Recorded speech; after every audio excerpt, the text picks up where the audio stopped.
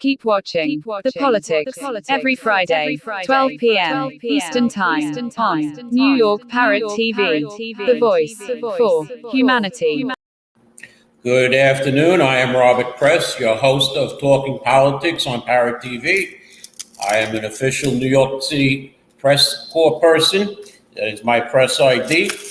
And I have been the moderator of the infamous Alexandra Ocasio-Cortez and substitute for Joe Crowley debate, which propelled Alexandra Ocasio-Cortez into the Congress. So you can thank me for Alexandra Ocasio-Cortez being in Congress. And I have a nice part in her movie, Bring Down the House. This is why I couldn't make it and last speaking week. of bringing down the house, let me introduce my co-host, Anthony Rivieccio. Anthony, please tell us about yourself.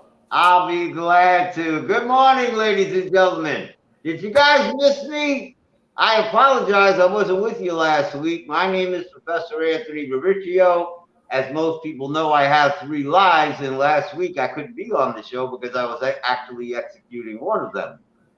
Most people know me as an income tax and financial advisor. Last week I had a couple of weeks ago, I should say, I had a client that left us, and as part of estate planning, our office handled a substantial amount of things in regards to our planning, anything from the execution of a will to a funeral and everything in between. So, ladies and gentlemen, I'm sorry I couldn't be with you. My second life is that I am a financial professor at both Herbert H. Lehman College and at Monroe College, summertime free, thank God.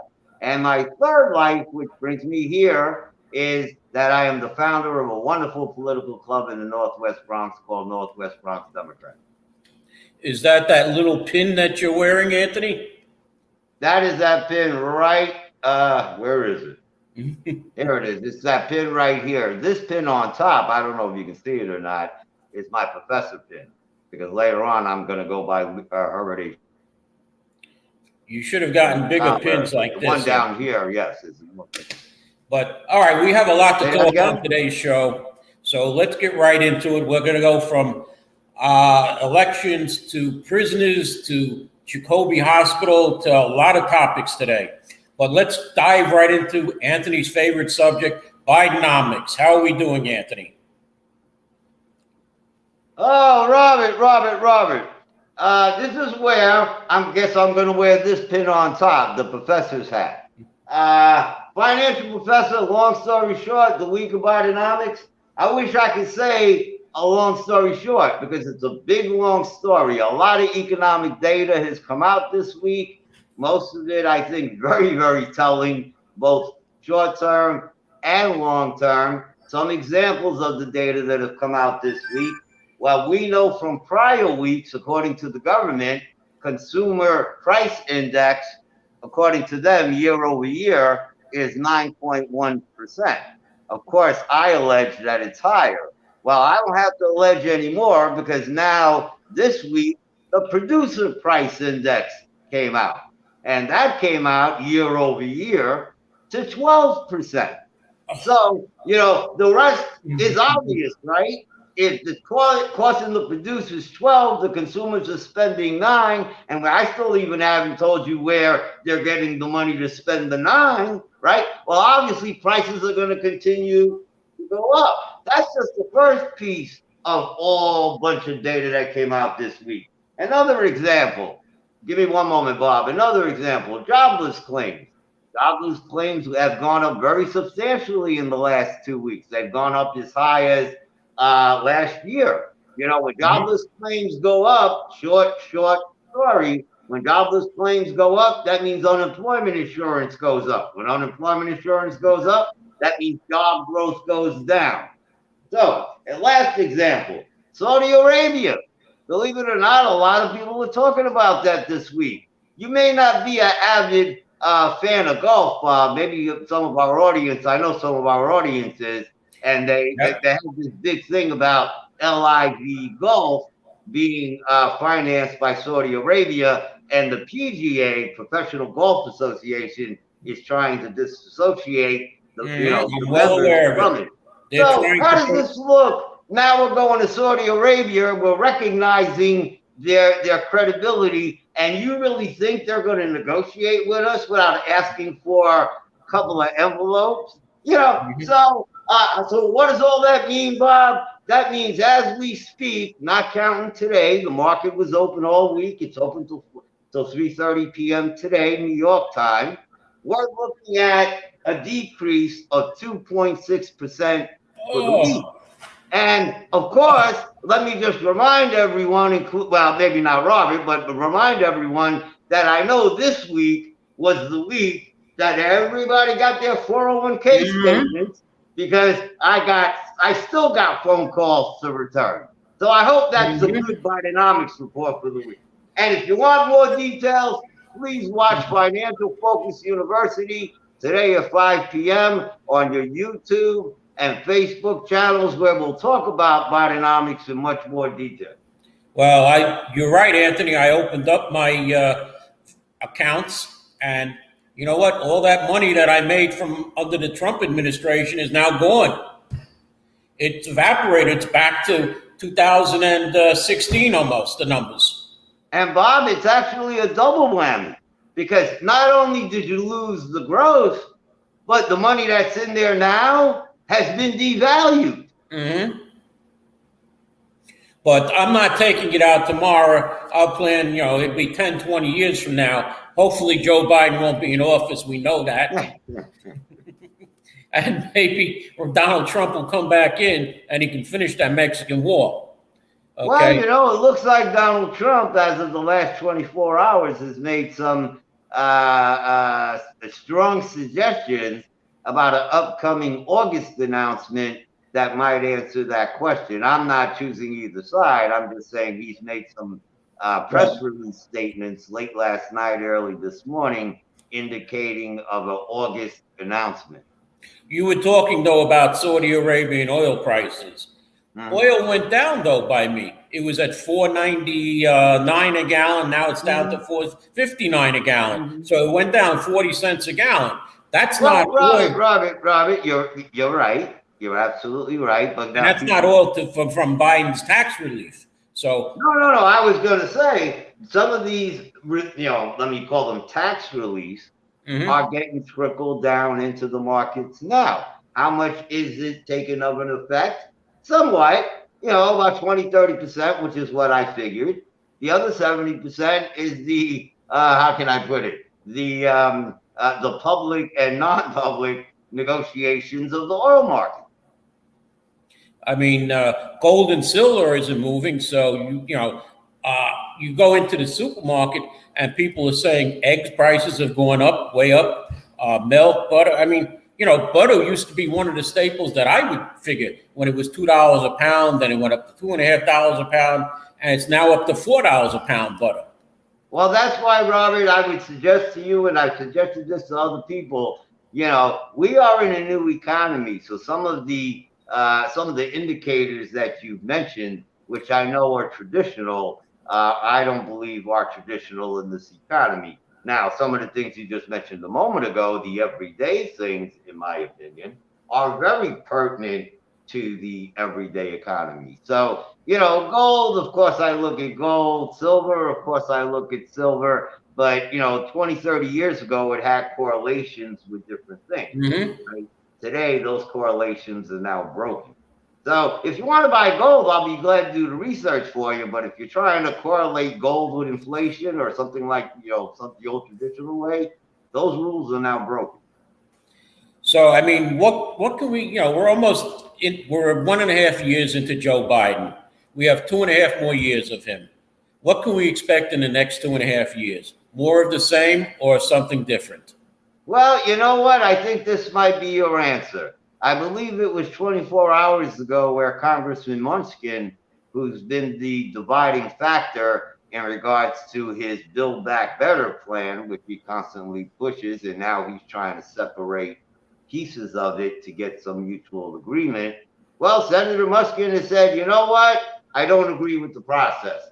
So basically now the Build Back Better bill, both comprehensively and individually, are now dead.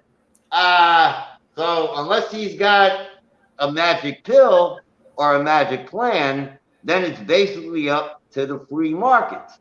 And as I said earlier, and my position hasn't changed, consumer spending currently is moderately healthy. However, extra money has to come from somewhere, because inflation has gone up very significantly. And as I also just indicated, you could expect it to go up even higher, right? Now that we know that producer prices are higher than consumer prices, right?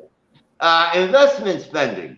Well, that's trickling at a moderated pace because of the economy, right? If it was booming, jobless claims would be coming down, not up, right? So government spending.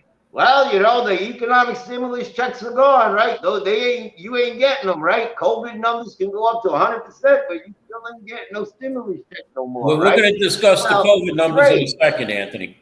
Say that again? We're going to discuss COVID numbers in a second. I have the most recent numbers. That's right, and I want you to apologize to me because all of our audience, including you, keep saying, Anthony, take off the mask.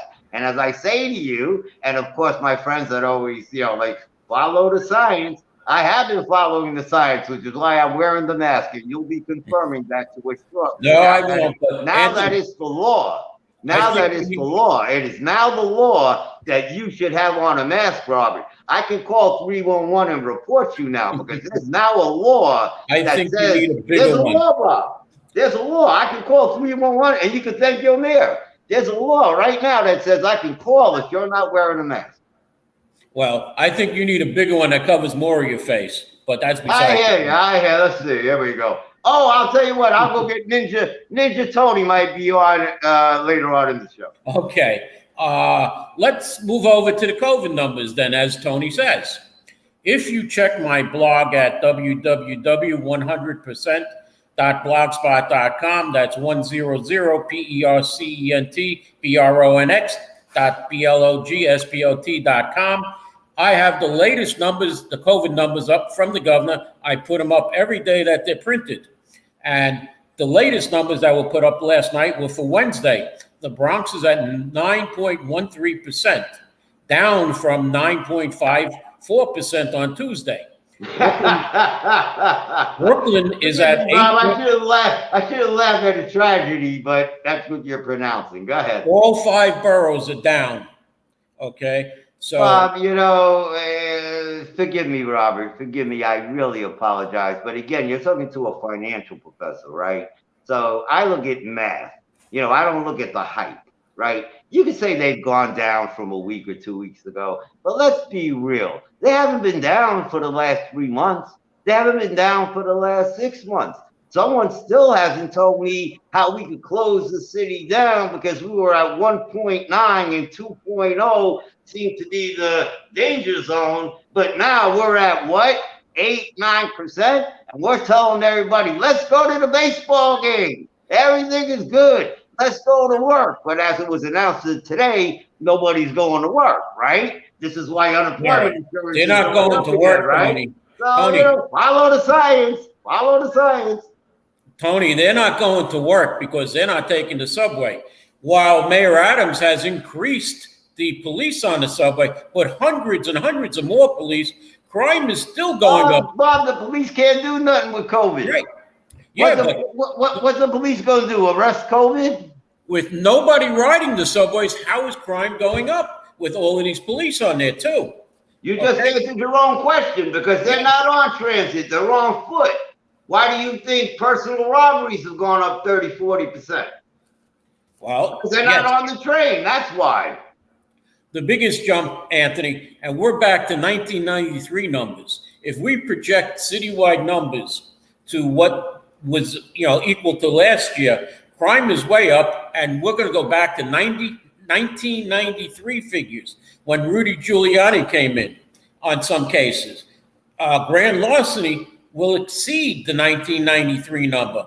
Others are exceeding the 2001 numbers when Michael Bloomberg came in and crime was at its lowest. All right. The only thing that's not going up, murders and rapes are going down, but every other crime is basically going up. And all you have to do is look at the New York City Police Department crime stats, or cop stat as they're called. And if you go to a precinct council meeting, just ask the commanding officer, how come crime is going up? and they will say, well, you want to answer that, Anthony? Well, you know what, Bob? I'm going to answer it this way.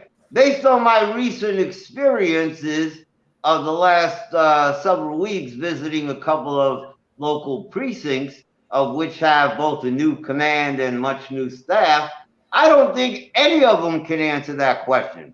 Because, hello, 1976.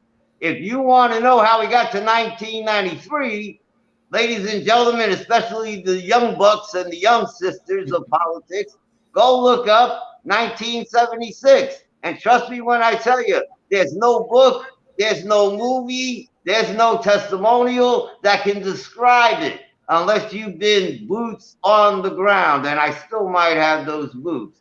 How do you solve the problem? I don't know, but I know this. There were tools that were created in the 1990s that solved it before, and you young bucks and young sisters got to enjoy it, right? You grew up in a very safe environment. So some of these tools, I'm not saying all of them, but some of them must have worked. So ladies and gentlemen of the political Bronx in New York City, do your homework. I'm surprised we don't have squeegee guys back out on the street. That was we do. What are you talking about? They've been on Fordham Road. They've been on Fordham Road in the Major Deegan for the last 2 years. Wow. You live on the east side, Bob. You don't come here too much anymore. No, I don't, unfortunately, Anthony. I just go up to Riverdale to my favorite restaurant, Salvatore's of Soho. I hear you. You know, you and I eat there often. You love their meatballs and spaghetti. I love their food. I don't mind you giving them a plug, and you still owe me one dinner. Well, we can get our friend Gustavo Rivera to take us up there because I'm sure he wants me to introduce him to the owner of Salvatore's, Mario, and, dinner will be on Gustavo. No, this dinner that I'm referring to will be on you. Now, if Gustavo wants to join us at a separate time and ask for his donation check, I'll be glad to go with him. We'll get into that 33rd Senate race a little later because there's one thing that I want to talk about that's happening here on the east side. Jacoby Hospital has come out with a plan that's called Just Home. It's the Health and Hospitals Corporation, actually. Just Home. I don't know if it can be seen. But this is a New York City Health and Hospitals Correctional Health Service Housing Initiative.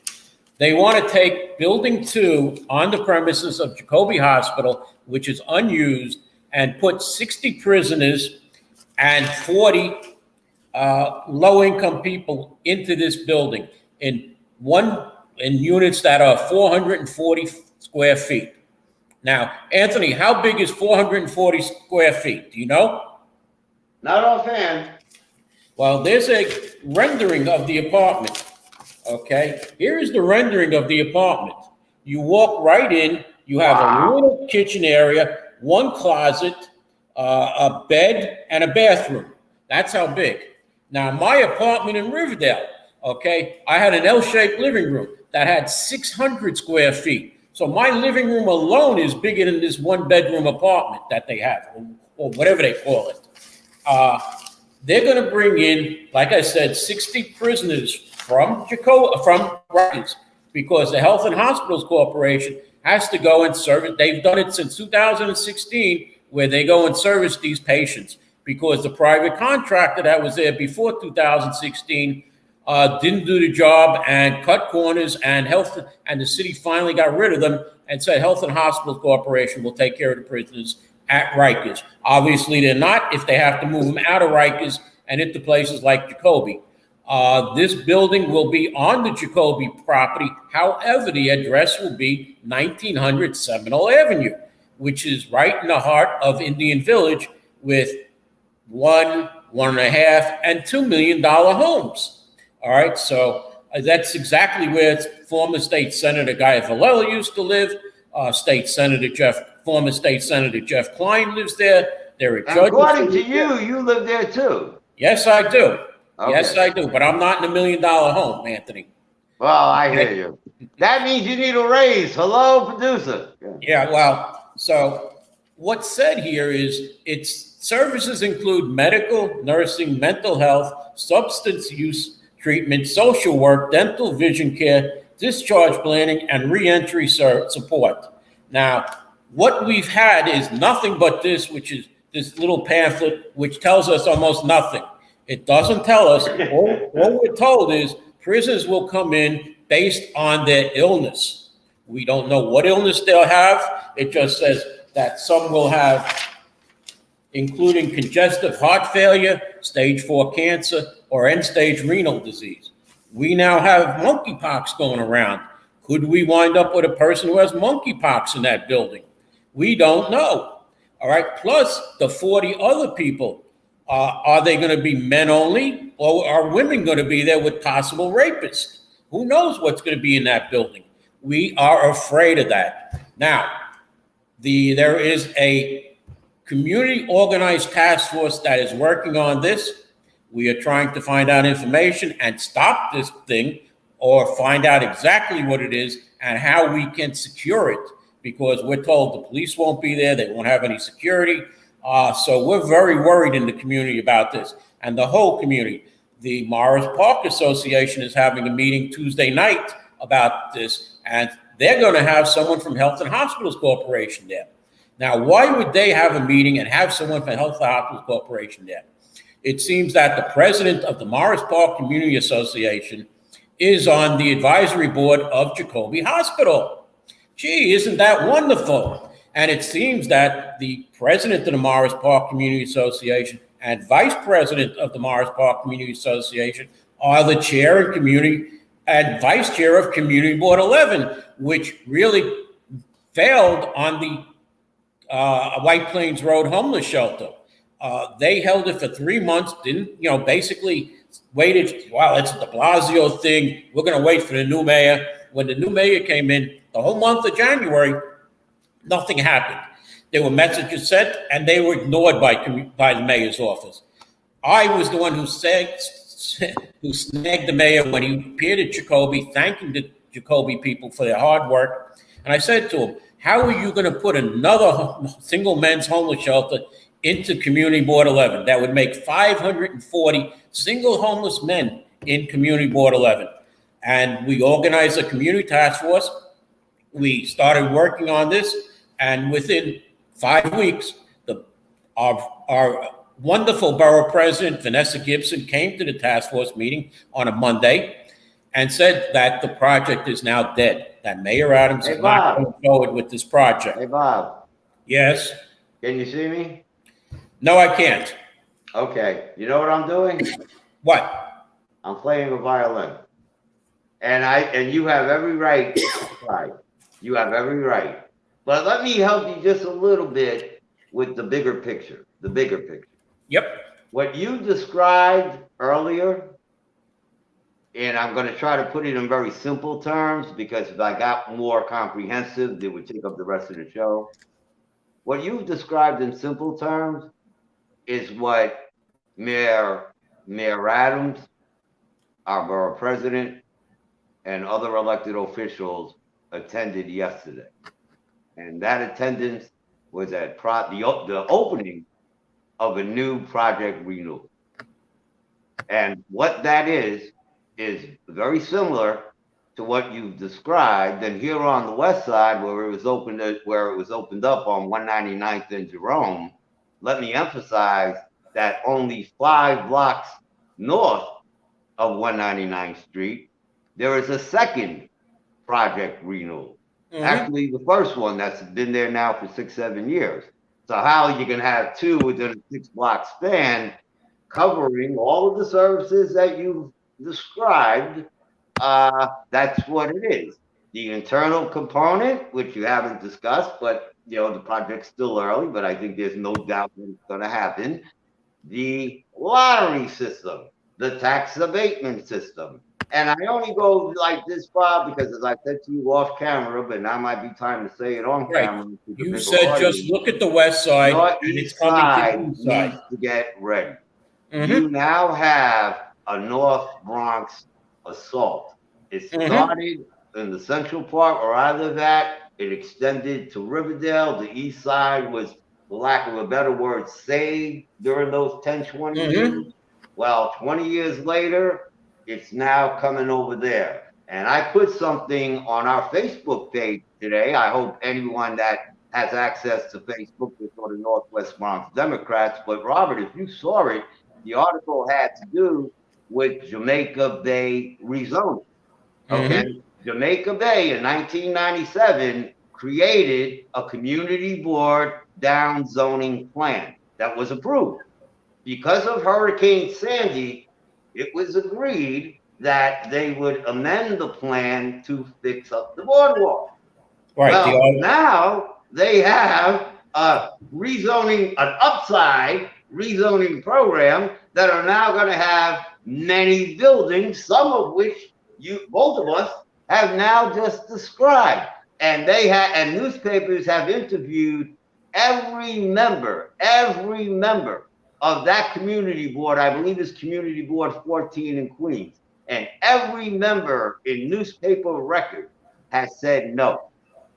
But the City Planning Commission, under the virtue of Mayor Adams, yesterday, while he was opening up a second project renewal, the City Council passed it. And Vanessa Gibson was right there with him. Anthony, in case you forgot, I grew up in Rockaway. Mm-hmm. I know exactly what this is. And in the 60s, there was called a Hurricane Donna, where the bay met the ocean for the first time across by 35th Street in Edgemere. Okay. Recently in Hurricane Sandy, the bay met the ocean in 7 different places. That's why they have to do something, because there was an island outside of Rockaway called Hog Island that was in the ocean, and nobody sees it anymore because it's underwater.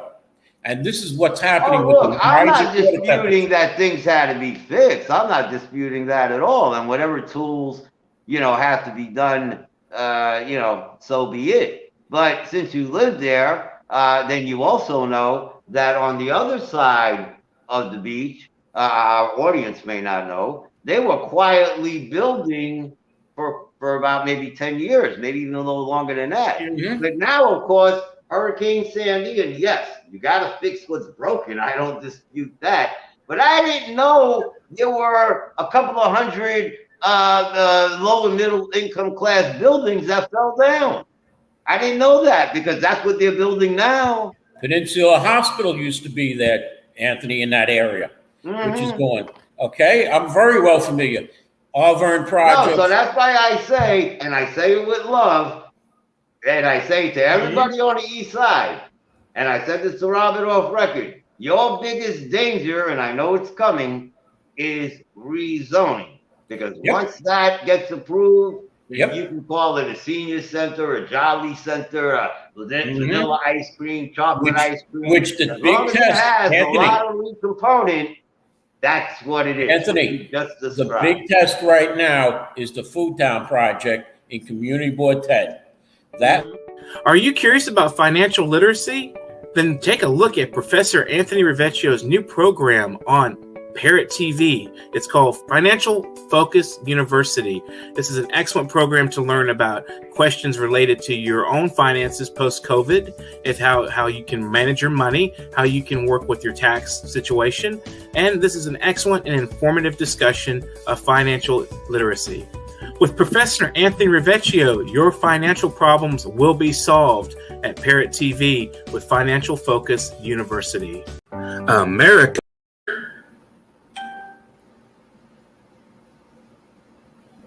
America Open Market, AO Market. The best digital market for humanity is a free multilingual borderless market open to international sellers with various languages included. With America Open Market, you may start selling in minutes after filling out the form. Comprehensive dashboard where you understand your sales, orders, and customers is available. You get paid directly, securely, and instantly on the America Open Market. You can sell your house, car, electronic laptop, CD player, boombox, phone, headphones, furniture, and clothing, and anything on AmericaOpenMarket.com, where all your sales and customer needs are met. Register as a merchant today. You will not regret becoming a vendor at America Open Market. For further inquiries, contact us at aomarket@gmail.com. AO Market, best digital marketplace for humanity. Okay, welcome back to our show. I guess we're ended about the Just Home. We'll let you know on next Friday what happened. There is a meeting of the task force this coming week and what happened at the Morris Park Community Association, even though the Morris Park Community Association has a conflict of interest with Jacoby Hospital. And I'll get into that next week. Let's go into what's happening here in the races. I believe we're going to have a guest a little later also, hopefully, to announce a street co-naming. But let's go back. There are two congressional races, Adriano Espaillat, which is a majority of Manhattan and part of the Bronx, and then the 16th congressional district, which is Jamal Bowman. He's been redistricted to upstate New York, basically, with about 25 blocks in Woodland and Wakefield, and he faces three challenges. Our Senate races, well, part of Riverdale, exactly where State Senator Biaggi's current office is, will be in the 31st Senate District, which is mostly Manhattan, Upper Manhattan, and it will include part of Riverdale, like I said, Kingsbridge and Van Cortlandt Village. And then we have the 33rd and 34th State Senate Districts, which are entirely in the Bronx. The 32nd State Senate District, Louis Sepulveda does not have a primary, nor does 29th State Senator Jose Serrano Jr. The 33rd State Senate District, and here's the funny part, because Jeffrey Dinowitz sent out one of his Dinowitz Digest saying that there is no incumbent in the 33rd State Senate District. Well, I think Jeffrey needs to go to the doctor and get a checkup, because Gustavo Rivera is the state senator from the 33rd State Senate District. Maybe next year or 2 years from now, when the Assembly does their redistricting, when we go to the 81st Assembly District, Anthony, we'll say, and there is no incumbent in the 81st Assembly District, Jeffrey Dinowitz is running. All right, I think that's what we need to do to Jeffrey Dinowitz. Tell him he's not the incumbent. But State Senator Gustavo Rivera is the incumbent, and the only thing that Jeffrey Dinowitz could say about his opponent, Migliera Camilo, is that she lives in Riverdale, okay? Whereas the State Senate District goes down to about 183rd Street in the Bronx. And the second, or the other contested race is the 34th State Senate District, which is where I am in, okay? I'm on, the dividing line is Williamsbridge Road.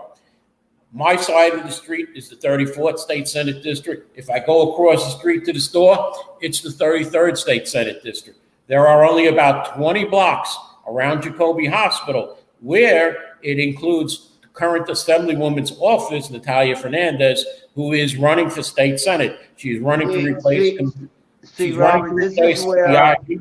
And there are two other contenders, Mr. Christian Amato, who is currently on Community Board 11 and helped Ms. Biaggi win her Senate seat by, really doing Riverdale. And that's where Mr. Amato was really concentrating until the shift came about.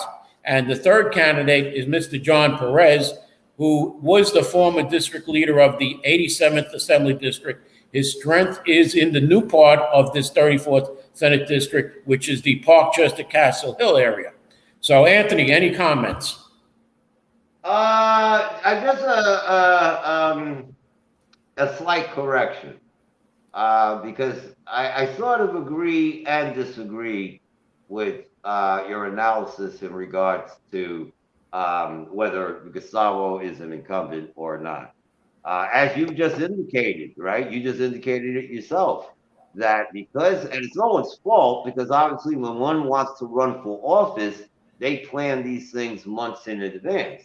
But during that time, you had several redistricting attempts take place. So you are, and then of course, after the lines finally got all, smashed, you had, and you just mentioned it yourself, areas where 20, 25% are new to everybody. new to everybody. So I would venture to say that in Gustavo's new district, no different than a lot of people's, Natalia's, right? Natalia is running for a 34th state Senate district that looks nothing like the one that Jeff Klein ran 10 years ago. Nothing, right? So this is why I beg to differ with you. Yes, Gustavo's the incumbent by name, but the reality, He still has 50% of his Jose, district. how you doing, brother? Tony, Gustavo still has 50% of his district. All he's picking up is Riverdale, like Riverdale's been a bouncing potato in the past.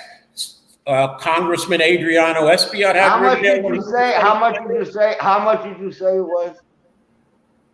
What's that? How much did you say it was? He has 50% of his district. Well, there you go, Robert. I mean, you're calling a man an incumbent, and he only has half of his district. Anthony, Riverdale, Riverdale has been represented by the 33rd State Senate District before. I know, Robert, because I was the one that helped organize that, and God bless America. And guess what? That was over 12 years ago. Now, Gustavo, of course, can go there and try to make amends, but that's still, Anthony, but that's still a foregone conclusion. Let me ask you a question then. By your logic, Congressman Richie Torres is not the incumbent because he only has about 40% of his old district. He's up in Riverdale too from the South Bronx. So I'm not disagreeing with you. I'm only disagreeing with the analysis and again, you just proved my point. How could Richie Torres be labeled as the incumbent? So if he's not the incumbent, then Gustavo Rivera is not the incumbent. So then none of our elected officials. Exactly. Hello. That's what I've been telling you there. That's what I've been telling you. Well, that's your opinion. I still say. No, that's a number stack. How much did you say it was? One was 40%. One was 50%. All right. Well, let's welcome our guest here, Jose Padilla Jr., who filled in terrifically for you last week, Anthony. And I did not get one call, unfortunately, Anthony. I hate to say it to you. Where was Anthony? Nobody said anything to me. Where was Anthony? Jose, I heard you did a wonderful job. Thank you. Congratulations. Robert don't notice yet. The ratings went down 30% last week, but I want to thank you for doing a great job. So, listen, gentlemen, thank you. Thank you for having me. But listen, Anthony, I think the ratings went up 30%. It's the other way around. I think you have your financial focus programming a little bit disturbed there. Friday, 5 p.m. live on YouTube Jose, and Facebook. The only thing, Jose, I got a couple of calls about the sound. You're going to have to get a new computer because the sound. Yeah, absolutely. Yeah, well, it's probably that wonderful connection that we have here. Remember that we're all now having all connections now, so they're being supplied by wonderful government. So let's see if it improves a little bit. But no, I want to thank you two gentlemen and the producers for having me, and also for giving me a few minutes this afternoon as well. This is what Jose is talking about. It is. I just sent you that. I just sent you that image from the location on Wales Avenue and East 149th Street. So tell us about it, Jose. What's happening? Well, this afternoon at 3 p.m. we will be having the street co-naming in honor of a former assembly member who served in the assembly and also was a male Democratic district leader in various districts here throughout the Bronx, Israel Martinez, who he has been an institution for a long time, and many of us know he passed away in the early stages of the COVID pandemic back in April of 2020, while he was he got sick while unfortunately he was collecting signatures to get on the ballot for that June primary. So myself and another district leader decided to try to get this done to honor him by naming that street on his behalf, which is directly in front of his old former residence. And we were able to accomplish it with the help of a lot of individuals. The community board one was outstanding. They supported it. Mr. Cedric Lofton, the members of the municipal service cabinet, council member Diana Ayala, who will be there, and also we received support via signature from Amanda Septimo. So this afternoon we'll be having the co-naming the street sign unveiling, and we hope that everybody can come by and join us for a big celebration. Those who knew Israel Martinez knew that he was a fighter, and he was a fighter during the time when, unfortunately, the Democratic Party wasn't really accepting many individuals, and primarily individuals of Latino origin here in the Bronx. So he was a fighter to try to gain access to that. And over the years, we will know that he has ran for various positions, and he was shysted by the party many times. So I think this is part of history here in the Bronx, and it's a good thing to try to maintain that history because we're starting to lose a lot of history, and hopefully anybody who will walk through that street will now start to wonder, wow, who is Israel Martinez? So, I'm hoping that you two gentlemen will be able to join us. Congratulations, Jose. Congratulations. I think that's a wonderful thing you're doing. And what it did, if I might just take a second, was it wonderfully pissed me off. Only because, because, of course I know Mr. Martinez, and you should know, by the way, I put out through a joint conversation, I happen to be speaking with former state senator Israel Ruiz the other day. So he's aware. Okay, well, I'm hoping that. But it pissed me off because, the first thing that came to mind when you mentioned that was, and I won't go into the particular names, but in two community boards, my board, CB7 being one, and in Robert's board, CB11 being two, you have had 4 street co-naming with individuals that, regardless of their race, regardless of their creed, regardless of their morals and values, have never stepped 1 foot in the Bronx. And that's the difference between the work you're doing and the things that have been passed, sadly, here in both of our communities. Well, I'm a part of history in the Bronx as well. Remember, I was a district leader in the 79th. I was the first Hispanic to win in the 79th. I don't see the gray hair. Where's the gray hair? Listen, I'm trying to stay healthy. I'm not going to get wealthy, but unfortunately, we're trying the best as possible. But these are all the things that, aside from the political, shenanigans and the infighting, that I think that must be recognized, particularly now that we have a lot of members of the Democratic Party who are just saying, "Hey, listen, we're fed up with this," and almost 70%, are very they're disenchanted. So, I think little things like this that will probably bring us back into history, to show some of the fights that we've had here in the Bronx, to be able to be included, let alone, to be discussed as policy, and to be able to, expand our horizons both economically and socially. So, these things, I did it with Father Flynn in my district, and when at a time when many people didn't want to, they gave me feedback on it. Fortunately, we were able to do it, and to this day, even though I called Congressman Richie Torres Boom Boom, he was the one who introduced it down at the council. So I'm still,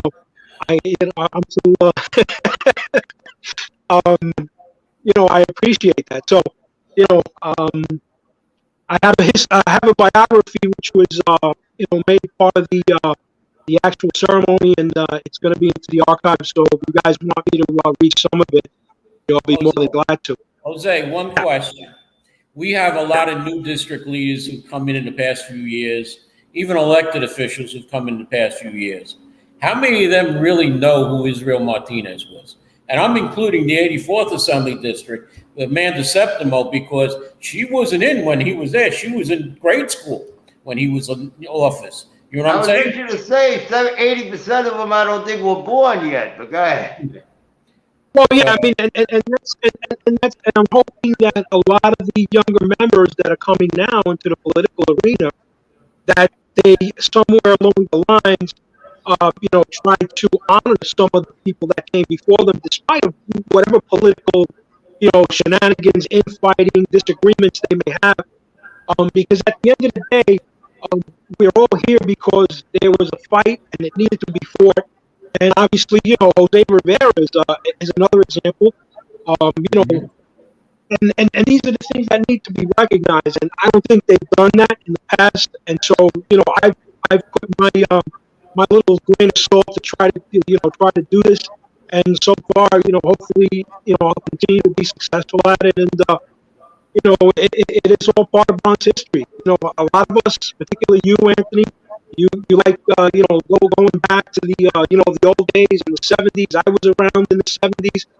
I was born in 65. So, these are the fights that we fought from 65 on, where we knew the Bronx wasn't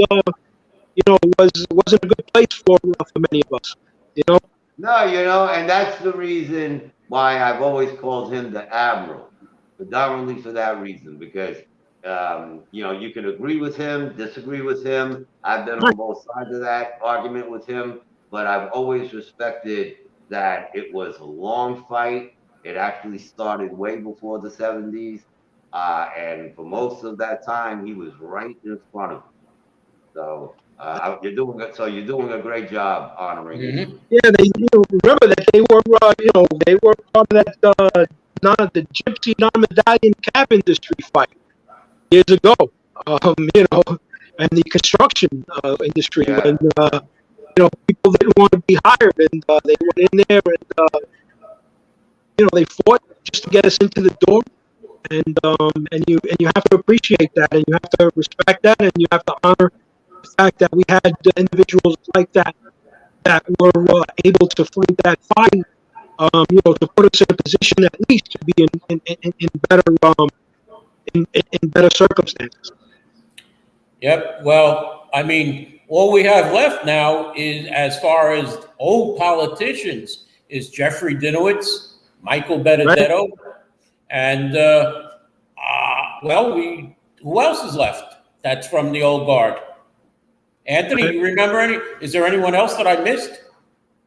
Well, remember, Carmen Arroyo's still around. She just won her district leadership in the 84th, which is the district that Israel Martinez is going to be honored in today. She's still around. For the most part, most of them are still around, but remembering that now, the old guard is starting to dissipate. And the new individuals that are coming in, they're young. While they may believe that they are trying to do the right thing, I think that's important for them to try to understand, go back, and then move forward. Because, like they say, every 30 years we got a cycle of things that change and then they come back. So, Well, it'll be.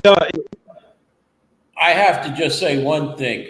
Mike, and I didn't vote for her. I was a very good friend of Jeff Klein, okay? And the people on the east side and Mr. Al D'Angelo of the Morris Park Community Association said this.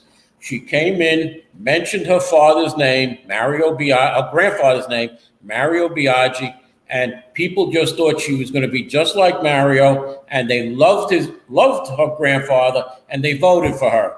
And they see what they got, and now she's running away to run in the district upstate, actually, a little further up in Upper Westchester County, Rockland County, wherever it is. So she basically moved her office from the east side to Riverdale, and Riverdale was where she campaigned the most, and Riverdale is what won it for her. All right. But I think that story, Robert, it takes a bigger picture. Right, more but towards the picture Jose is Anthony, talking about. this is what the new politicians are. Miss Biaggi won simply because you had a North Bronx, and he wasn't a North Bronx legislator at that time, actually. He was much further down south. Mario Biaggi, who did exactly like many of the sad, corrupted, convicted politicians of the 80s did. And I don't mean corruption. I mean taking care of their neighborhood. Those assembly people and council people and even the borough president at that time who committed suicide because of the corruption. At the end of the day, our elected officials took care of their neighborhood and their borough, and that's just why people like several of the ones that we've mentioned, right? Jeff Klein, Jose Rivera. This is why neighborhoods have supported them, supported them, supported them, even with the word corruption, right? So as bad as Mario Biaggi was corruption, she went in there, sung a Mario song, and won, right? Hoping, thinking that maybe we would get back to, yes, there was bad corruption in the 1980s, but there was also a lot of revolutionary things that were also taking place. And of course, that part of that is what Jose is talking about. Anthony, it was the Queensborough president, Donald Maness, who committed suicide. Not a Bronx borough president. Not a Bronx borough president. Because it was, but also we have people like Natalia Fernandez. She she was given the assembly seat. She tried to run for borough president. Now she's running for state senate. I mean, I know she's following in the Biaggi path, so Congress has to be next. So she's following in the Biaggi path. Does she have a famous grandfather? Oh, Natalia? No. Yeah, you just said she's following the Biaggi path. No, her father is a developer. Her father is a developer, and her best friend who's pushing her is a developer. So what has the father, the developer, given to the community? Because Mario Biaggi, God bless his soul, can probably show a budget of at least $1 billion of services he's giving to the community. Natalia Fernandez, who's been nothing but a glorified office aide, that's been appointed and anointed. Don't ask me why, although I know part of that reason. Because as you said yourself, she hasn't had a primary. At least Miss Biaggi, whether you like her or not, had a primary, right? So if you remember, Bob, going back even further, the former GOP, the Bronx GOP state senator before Klein. He was well liked, and he contributed. He gave back to his district. I mean, during that time, that area covered the vast majority of Belmont, and Belmont was a beautiful place to live in. It was the safest. In one instance, it was the safest neighborhood in the entire United States, according to the uniform crime reports of the FBI back in the 80s.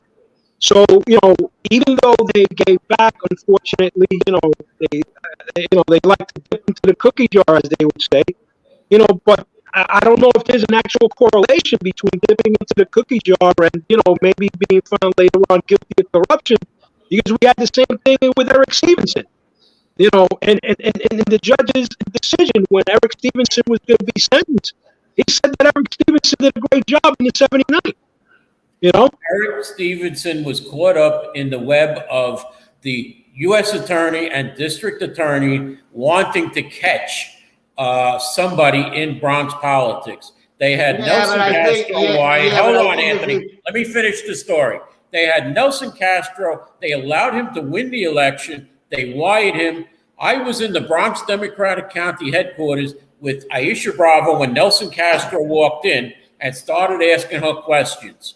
Okay, he asked her all these questions, and after he left, I looked at her and she looked at me, and we said to each other, "What the hell was that?" Okay, we later found out that he was wired.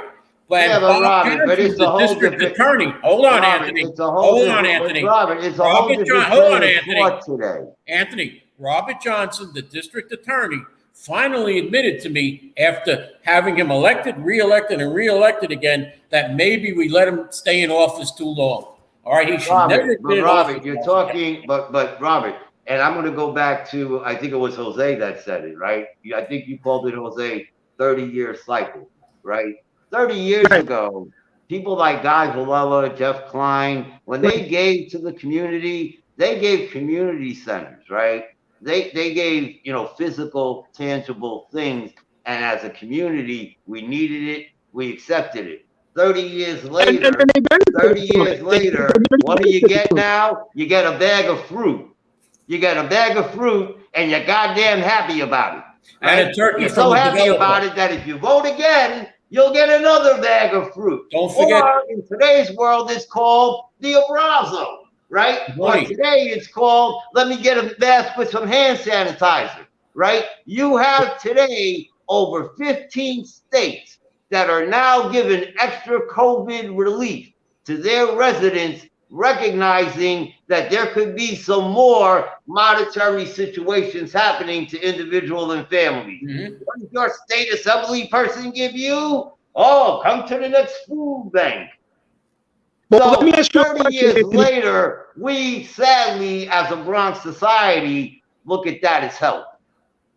Right. Well, you know, I think that we have to but that most part has to be, when you look at it, you have to remember that this is the sign of the times that we're in now. Because years ago, we had a middle class or, you know, an economic class that was trying to better themselves, right? And so now what we have, because of the economic situation that we're living, it's a different ballgame.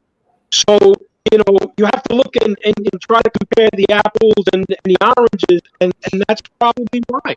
You know, because back then we had a very strong bond in communities. And over the years, that community bond has decimated. I'm sorry, Bob. Go ahead. Yeah. Montefiore Hospital tried to build an 11-story medical center in Riverdale. Okay. They then scaled it down to 6 stories.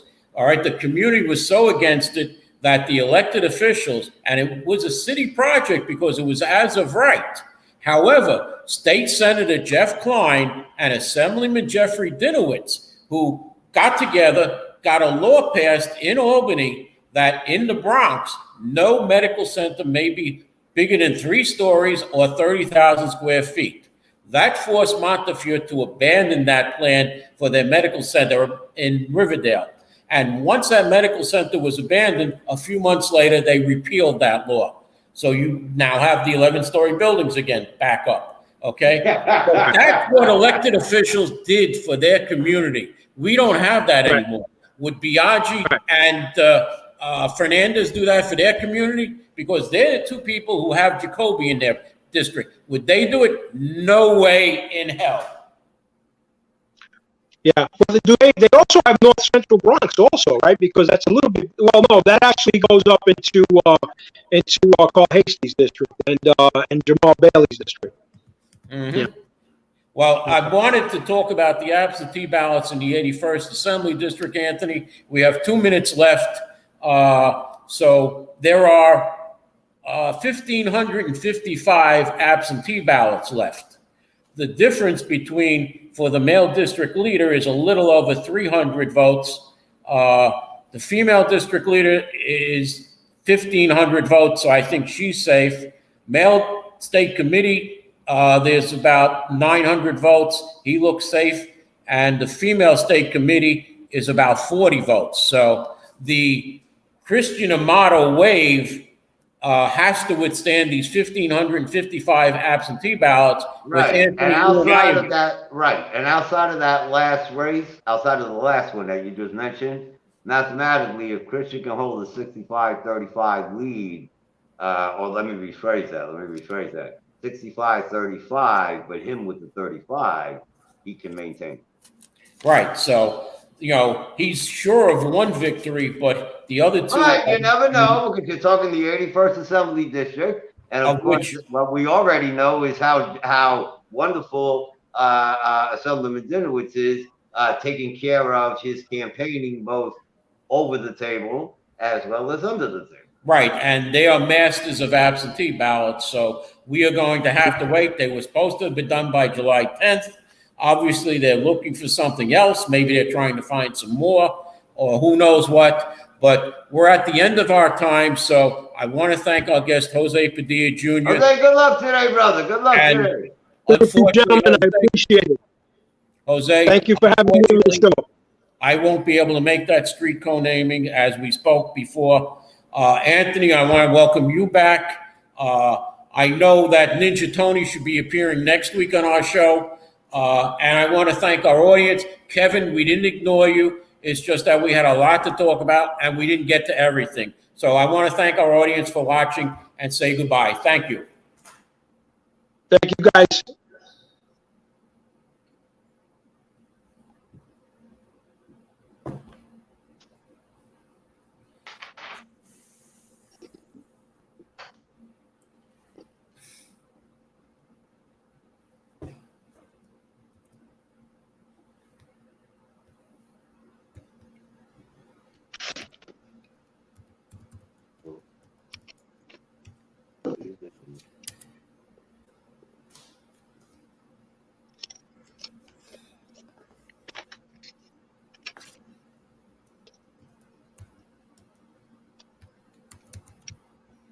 And Happy New Year to everybody. We're still on, huh? We're still on. Our technician hasn't ended the show yet. So we're running over a little. So I have no idea what's happening. I don't know if he fell asleep or not. But we might as well continue then if we have the additional airtime until we're cut off. All right. So, Jose, we didn't get you in on the Senate races. What do you think of the 33rd Senate race between Gustavo Rivera and Migliera Camilo? I told you last week I was going to make a prediction on that. I'm still evaluating. Gustavo has tomorrow afternoon. Gustavo has with Michael McKee from the tenants organization. They're having a little bit of a rally up in, I believe it's in Norwood, up there, 205th Street. So there's a lot of activities going on. Sandra Pabon is now supporting Camilla. So let's see how these things are going to play out. But there's going to be a lot of activity. I think that Gustavo is, he's taken it for once. In the last 12 years, he won in 2010. He may perhaps be taking it serious this time. He's got it. Yeah, because number one, he's no longer he's still part of the district. But the question is, remember that he really didn't have too much support, even though he was a state senator in certain parts of the district. People really didn't support him. They just, came out and, voted during election time at a very small rate. So let's see what happens. It's going to be, it's going to be interesting in the next month or so. And hopefully by the beginning of August, I'll make that decision. So I don't know if they're going to have debates too. They may have debates at one point. All right, I see you two are off, so our producer is here. Can we end the show, Mr. Producer, because we're 3 minutes over? And I want to thank again our audience for watching and continuing to watch, but it's time for us to go. And Happy New Year! Are you curious about financial literacy? Then take a look at Professor Anthony Riviecio's new program on Parrot TV. It's called Financial Focus University. This is an excellent program to learn about questions related to your own finances post-COVID, and how you can manage your money, how you can work with your tax situation. And this is an excellent and informative discussion of financial literacy. With Professor Anthony Rivieccio, your financial problem